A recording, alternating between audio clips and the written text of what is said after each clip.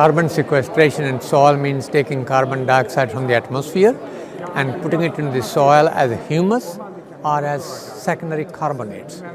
Humus is a very important property of the soil. It governs many ecosystem functional services.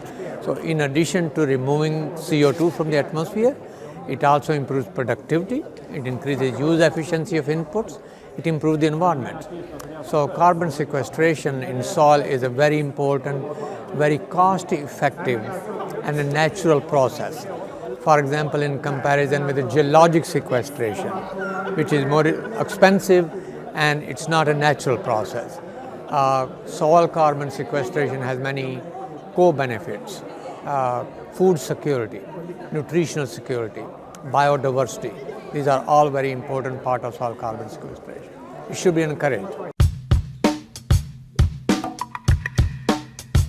Soil is a living entity.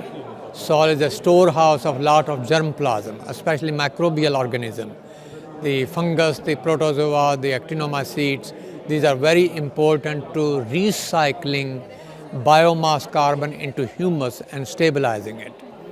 In fact, soil is the media in which death is converted into life.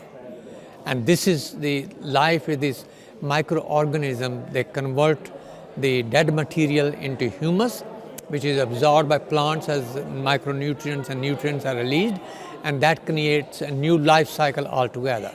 So microorganisms and macroorganisms, earthworms, termites, centipedes, millipedes, and microorganisms, they constitute important processes, biotic processes of converting biomass carbon into humus, and that is the carbon sequestration. They also help in recycling the biomass back into earth processes, into rhizospheric processes.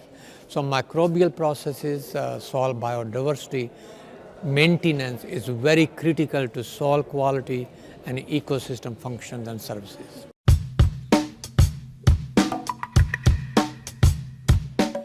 Converting science into policy was a very important outcome that came today.